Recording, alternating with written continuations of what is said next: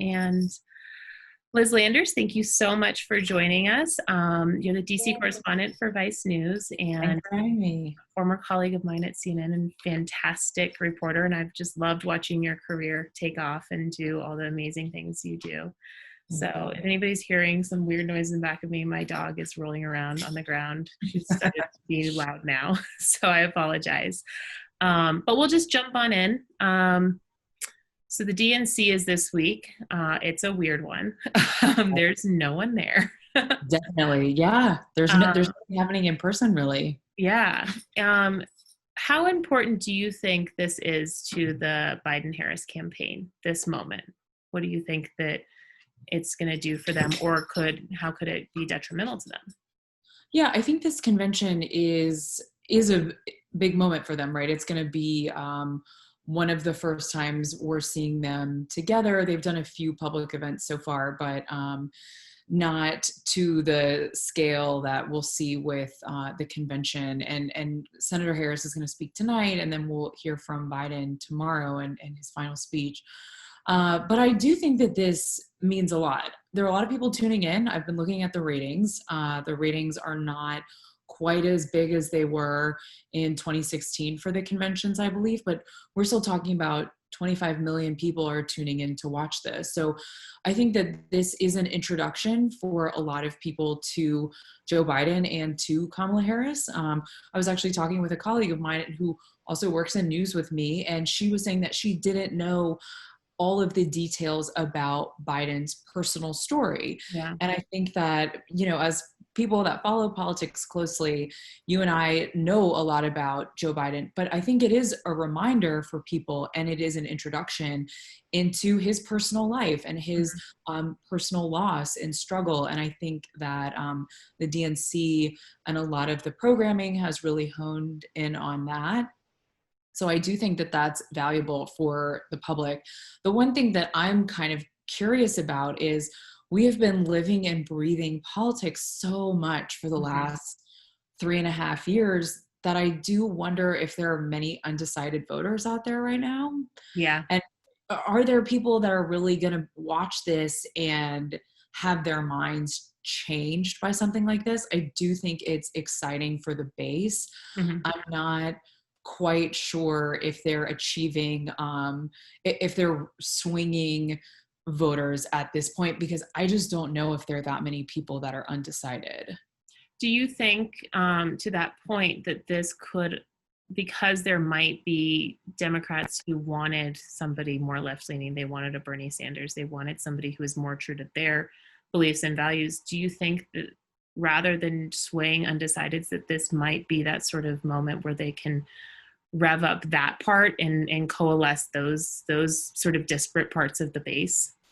Totally. And I actually think that picking Harris has motivated those parts of the base. So, for example, I was in Milwaukee at the end of last week. The days are blurring together. End of last week, we had a piece that aired on Monday, sort of as a curtain raiser to the DNC. And we went to the suburbs of Wisconsin, which is what decided the last election, essentially. And we talked to a bunch of suburban women who the president's been tweeting about, and they're all Democratic leaning voters. None of them were excited about Joe Biden as the candidate. Not a single person in a 7 or 8 person group. Look, it's not a scientific study, but it is how people are feeling. And the people that we talked to said that they were excited about Kamala Harris. So I think, and these people said that they didn't believe that Biden was progressive enough, didn't hit some of the issues that they wanted to see more on the Democratic ticket. And they believe that by picking Harris, he's acknowledging the more progressive part of the party. Harris, there are tons of people who are critical of her record as a prosecutor.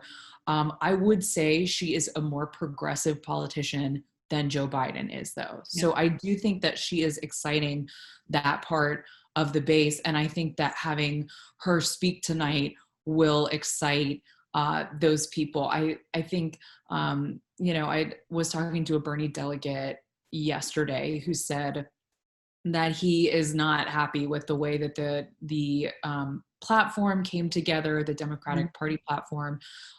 He really is concerned about the approach to healthcare right now, but he said he is going to vote for Joe Biden. Mm-hmm. So I think that a lot of these supporters, a lot of these Democrats who maybe were really mad about 2016 and the way Bernie was treated then are feeling like they're getting a little bit more recognition from the Democratic Party this time around. When you spent a lot of time with the Bernie campaign in 2016, I just love that you have like these little nuggets of, and you spent time with the Pence campaign, or Pence side of the campaign. So it's always fascinating to hear your take, because I don't think we hear as much about this vice presidential world. And we've heard some people talk about it and say, we don't think it matters. And I kept thinking, I'm not entirely sure in this situation that it doesn't matter. It actually might matter a lot. And so perhaps we're seeing some of that come together. What are you looking for to hear from Kamala Harris? What does she need to say tonight, or what do you think she might say, or where are the leanings going?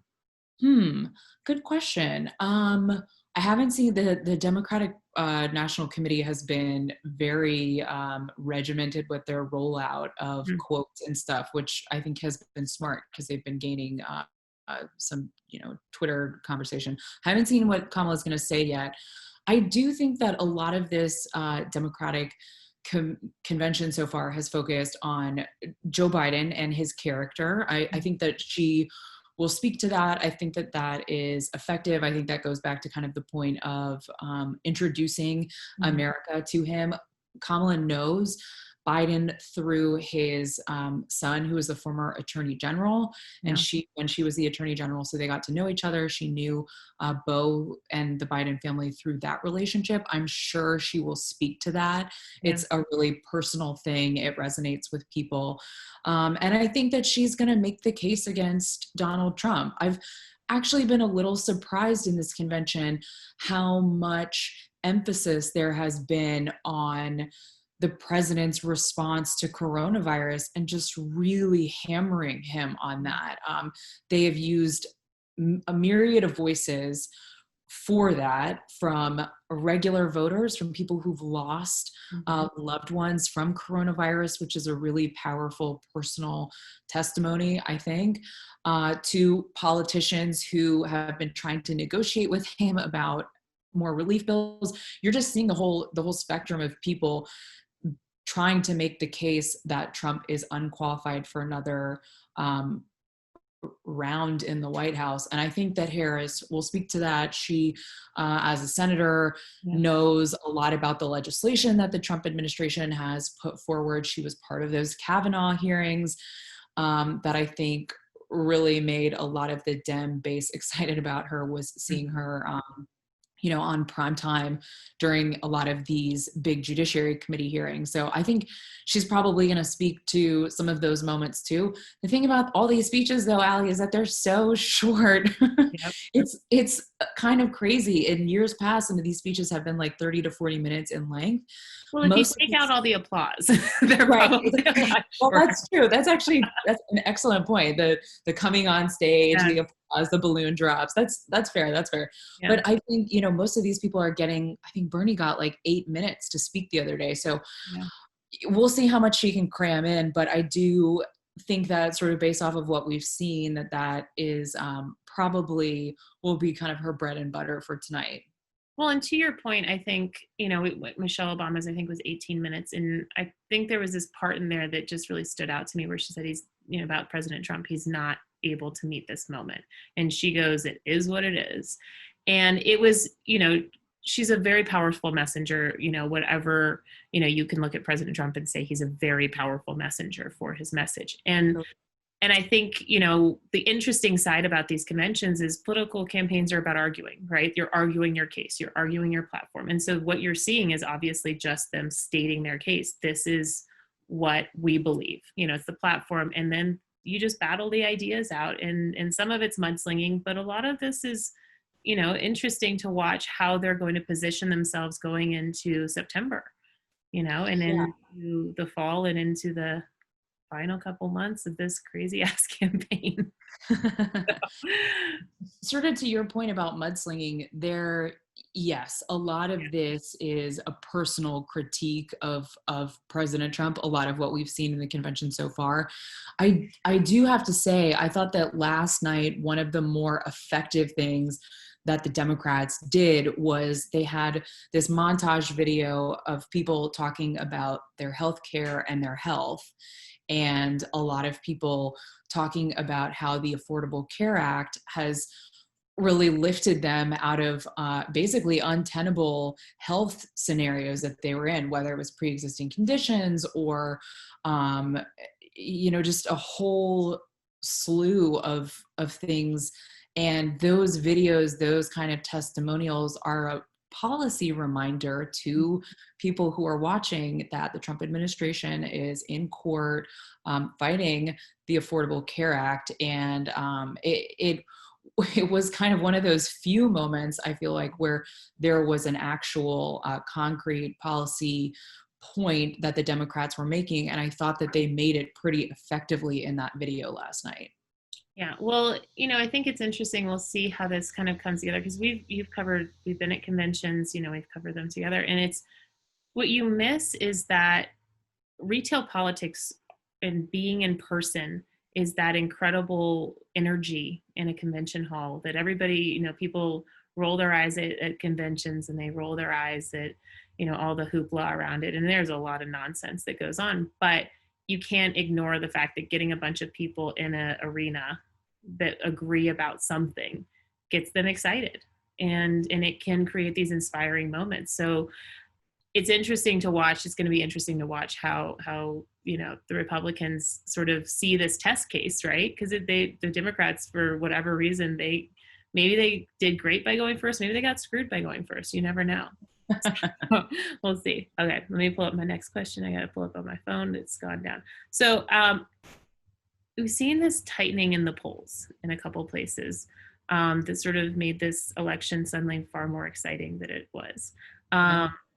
Do you see this sort of as that repeat of 2016, where there are voters that we're not catching, or what do you ascribe that to?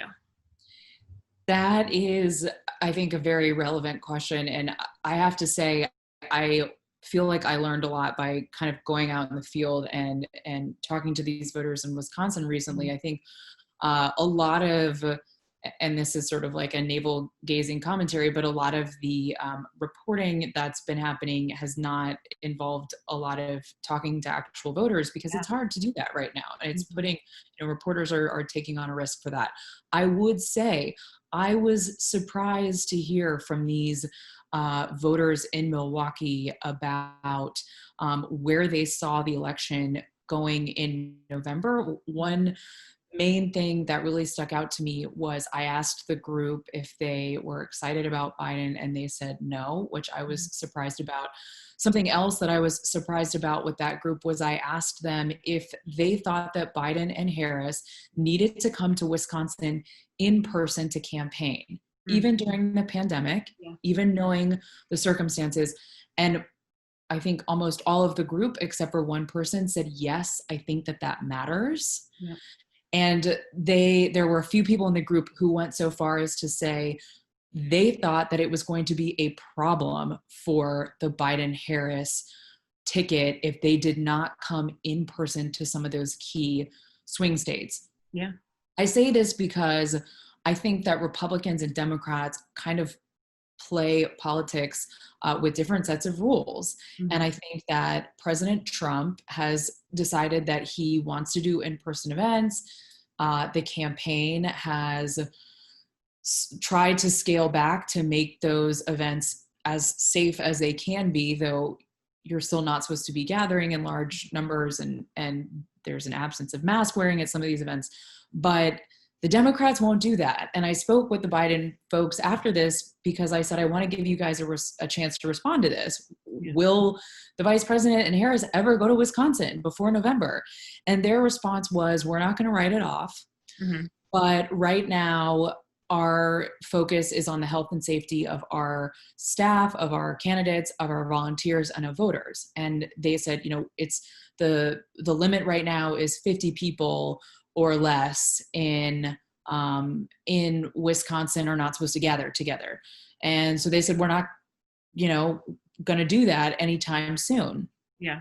So with that said, I think that, I've seen some of the polls that you're talking about that had a much narrower gap between the president and Biden. I don't know if that is necessarily reflective of the situation, but I do think that the voters that we talked to, they were optimistic that Biden could win.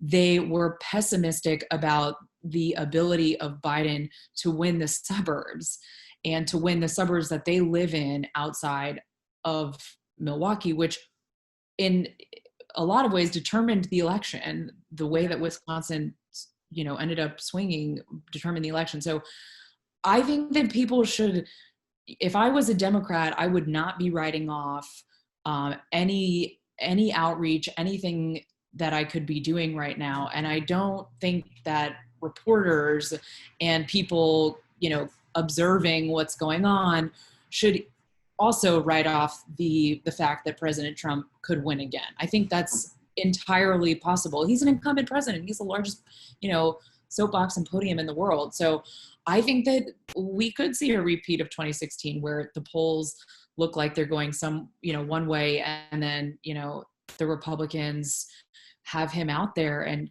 talking directly with voters, and that could make a difference. I mean, you've said so many things that I want to kind of pull out from there, but one of the things we know from, you said earlier, it's not a scientific study when you talk to voters, but we all know that anytime you've covered a presidential election, any election at all, there are those key nuggets that you pull out and you think, wow, that's interesting. I haven't heard that before.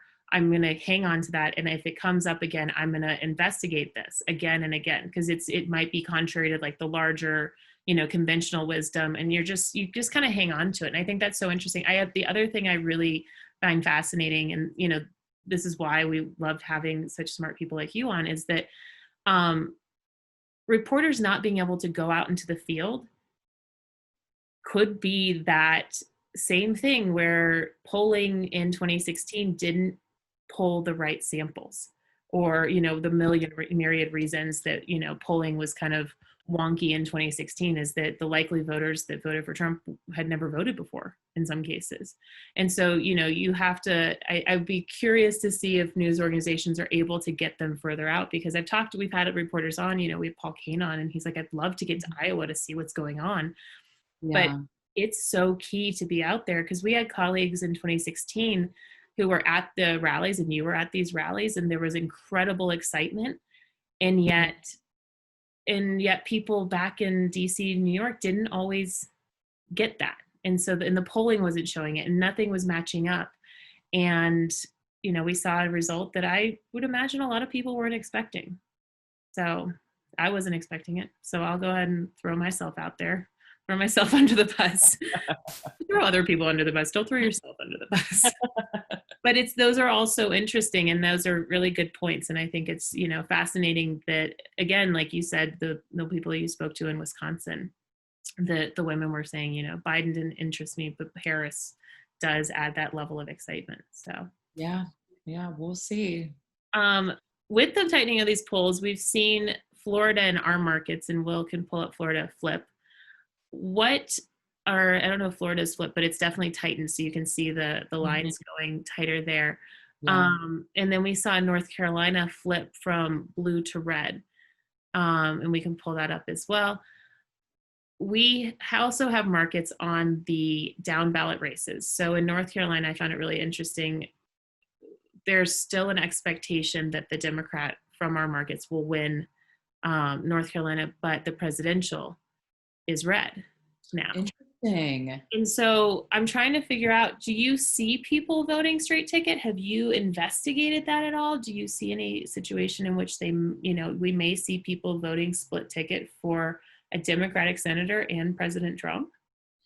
That's so interesting. That's a good question that I should be asking voters when I speak to people out in the field. I have not asked anyone about that recently. I do feel like there were voters in 2016 who I spoke to who they were going to vote, they were going to write in Bernie Sanders, kind of out of spite or because they wanted to, and then they were going to vote for a Republican down ballot or whatever it is.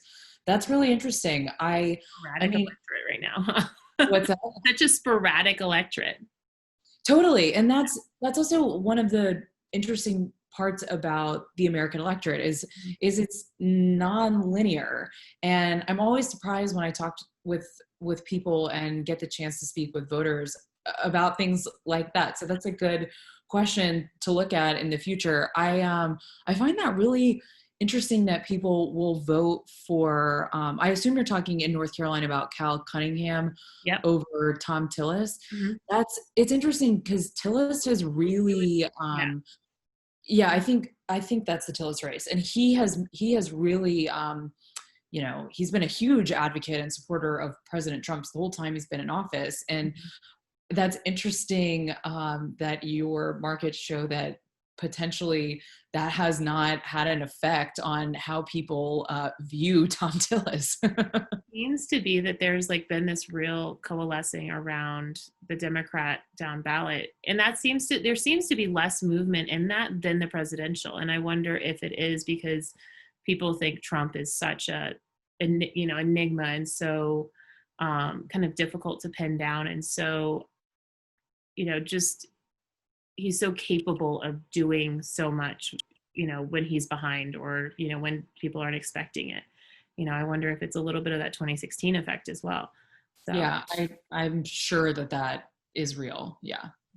What battleground states are you looking at specifically? You were just in Wisconsin. Are there other battleground states like Florida, like North Carolina? Ohio seems to be in our markets pretty steadily red, but it's still tight there. And we've seen a little bit of a tightening, I think, in Pennsylvania over the days. Yeah. What battleground states are you really thinking this is a bellwether?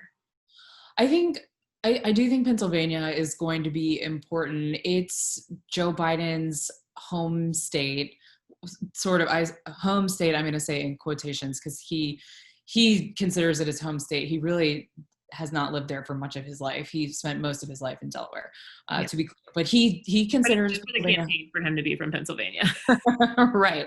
Yeah. He considers Pennsylvania home. I feel like if we find out on election night that he has lost Pennsylvania, I think that him meaning Biden, I think that will be a sign that President Trump will be reelected.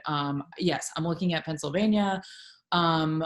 Also, I am from Florida, so I always love a good Florida story. I've been keeping an eye on Florida because there's a very specific ballot measure that passed there, a constitutional amendment actually, that passed there, that has been playing out in the courts in Florida, and it affects 1.4 million people having the right to vote there. And these people are former felons who have served their time, but may not be able to pay their fees and fines. And it's a whole thing in the Florida court system. DeSantis and the Republicans are on one side. And so anyways, that has the potential to, right now, it has disenfranchised 1.4 million people.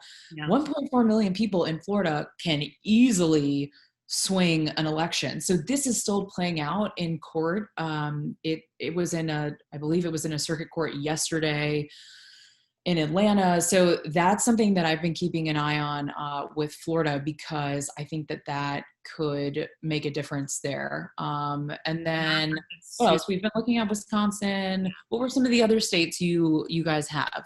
Well, if you look at Florida, actually, if we can go back to that real quick, you'll see the same tightening that we've seen in different places. So, we've sort of seen this alligator effect where it looked like the mouth was opening, and now it looks a little bit like the mouth is closing in some of those places. I think let's pull up Ohio, because Ohio, to me, we look back to 2008, it was like the must win, right? And nobody had won the presidential and however many, the conventional wisdom that everybody loves to throw around about politics, like it's baseball. But, nobody had won the presidential election without winning Ohio. It seems like there are other battleground states, and maybe Ohio's not as necessary. But you see Republicans gaining a little bit more of a lead there. Yeah, that's interesting. I do definitely think Ohio is still a huge part of the equation.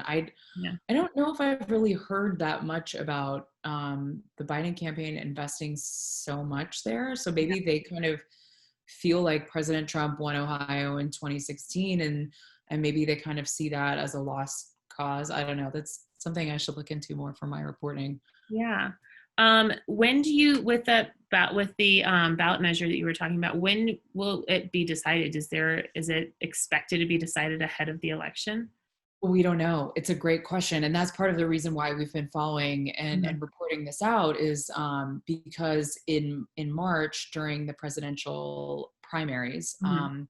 basically right before the world shut down with coronavirus, we went there and these former felons at that point had been reenfranchised and could vote Mhm.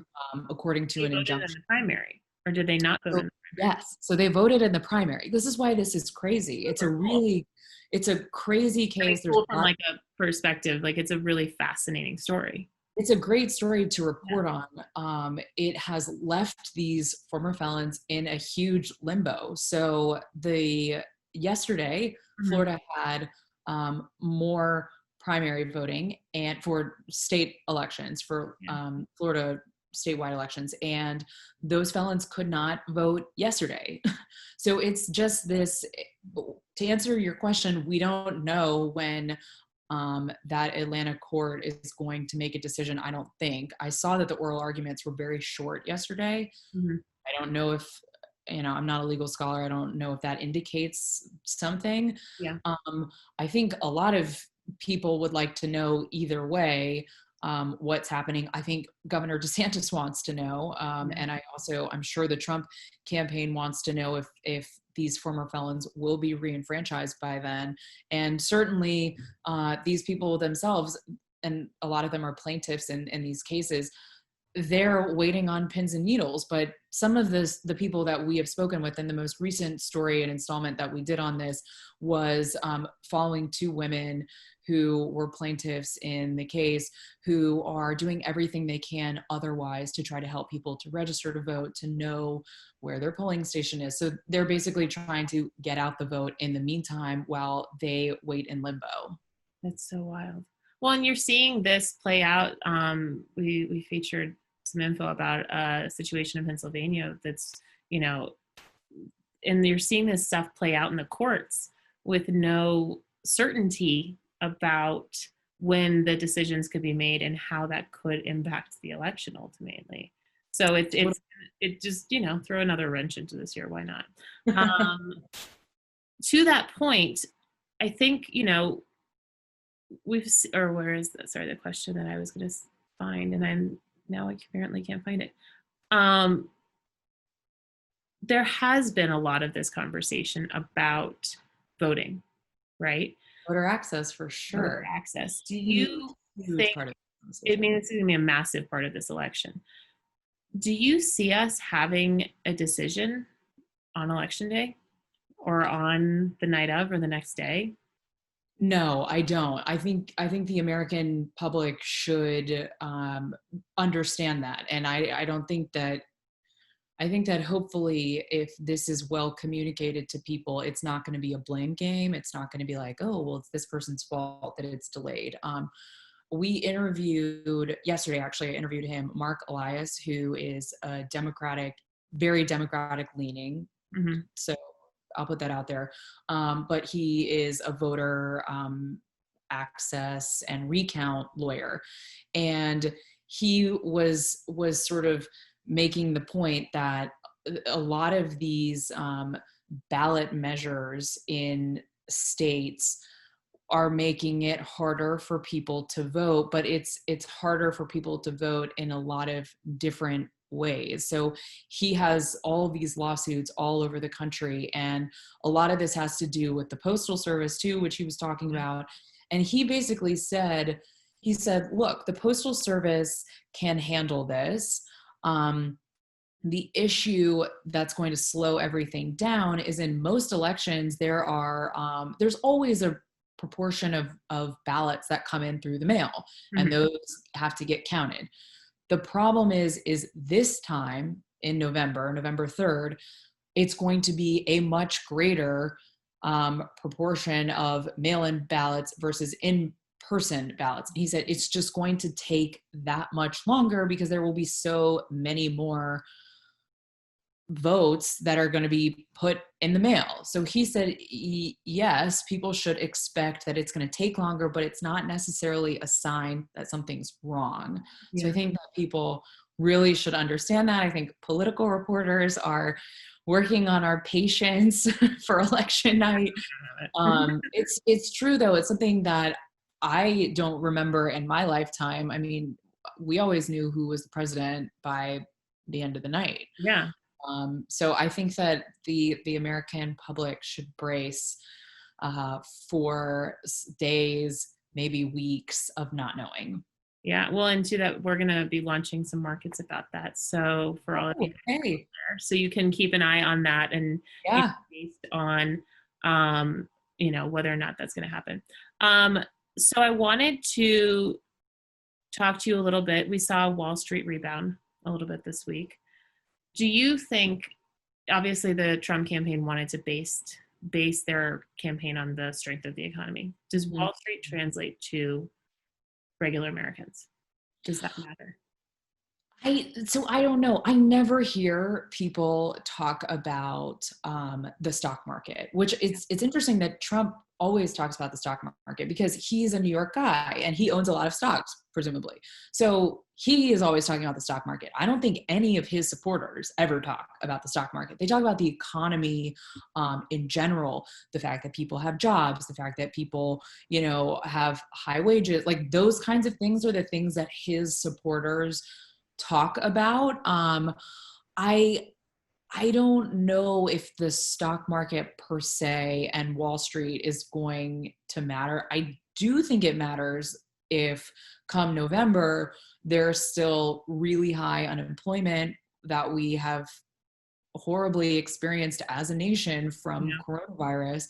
I think that does matter. And I think that people do vote in their self-interest often, and that often comes down to their pocketbook and whether they have money in the bank.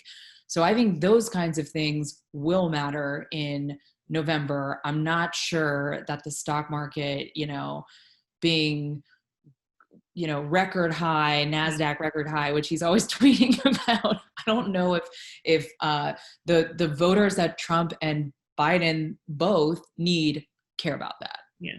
What voters do you think those are? I mean, what segments of the populations are you specifically looking at? Is it like the centrists? Like, is it suburban women? Is it, African-American women? Who is it? In terms of who's important this election cycle? Who's up for grabs? All of those people are. I mean, in huge, historic, interesting ways. I think that President Trump was able to tap into the blue collar worker in Ohio who is part of a union, who saw someone who said he was going to change NAFTA and those kinds of things. Those voters I care about. I think that the suburban housewives that we spoke with in Milwaukee and Wisconsin are important because those women vote. They actually turn out. They're consistent. Same with Black women. Black women have been the backbone of the Democratic Party. And I think that that's why Joe Biden picked Kamala Harris, because he recognized that in places like South Carolina, that really gave him his oomph in the primary process. He was really lifted by Black voters there and a lot of Black women there. So I think all those people are important. I think, when you look at the polls and you look at the breakdown of voters, younger voters tend not to vote. So unfortunately, for our generation, I actually think our generation is starting to vote more. You're being really nice to include me in your generation. Younger people, like 18-year-olds in college, are not, a huge voting demographic. Doesn't mean I don't, want to talk to those people and hear what they're saying. But in terms of what's actually going to change this election, that's different than an older person who's 65 or older, where that demographic really votes pretty consistently. Yeah. So last question, and we'll switch gears a little bit. Is there a congressional race or a senatorial race that you're particularly interested in, and why? Ooh, okay. So because I had covered South Carolina for CNN, I have had eagle eyes watching the Lindsey Graham reelection race. So he's Yeah, up against Jamie Harrison, who I'm sure you've probably encountered before. I would imagine so. And yeah, we're just pulling this up right now. So our markets are leaning heavily Graham. Towards Graham. Yeah. Interesting. So That's for those of interesting you that because don't know, Liz spent months in South Carolina leading up to the 2016 election, was embedded down there and is, tons of knowledge about it. So anytime I ever had a South Carolina question, I came straight to you.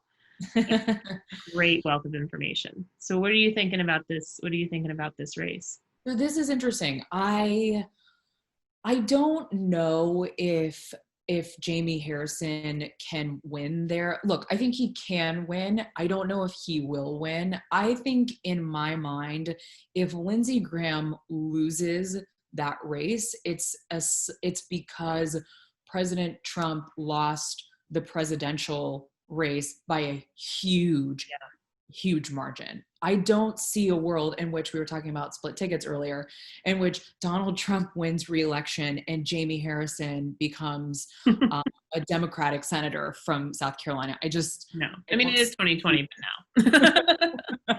That's true. That's true. Anything can happen. I would be shocked by that, especially just because of the closeness between Yes. Lindsey Graham and Trump. But I do think it's a really interesting race. It's also one of these races where there's a ton of money coming in from outside. Tons. Graham raising, yeah. I mean, tons and tons of money. I think it's probably going to be one of the most expensive races in the country right now. I'm hoping to get down there and cover it. I know Graham is having in-person events still. I don't think Jamie Harrison is. Yeah. So I'm hoping to get down there and talk with voters and to really see if there is an actual groundswell of support for Jamie Harrison and if he could actually beat Lindsey Graham. Well, Liz Landers from Vice News. I'm excited to see more of your reporting to all of the traders out there. I've always loved listening to what you've done, and you've really seemed to pull out themes and things that are happening ahead of time, which is my favorite kind of reporter. So so excited for you, and you guys can tune in and see all the stuff that they're doing on Vice, and your stuff would end up being on the website, or if you follow. What is your Twitter handle? Totally. My Twitter handle is @ElizLanders. So she goes by Liz, but it's really Elizabeth. Yes. So, thank you so much for your time. I really appreciate it. And thank you all for joining us. This has been great. Hopefully I'll see you in person at some point. You should come out to Montana. Yes. Cover that. I would We'll love that. I would love that. I need to pitch a Montana story. Come on and see. We got a Senate race. That's a good point. Okay. Well, we'll be in touch then. Okay. Thank you guys. Thank you everyone. Take care.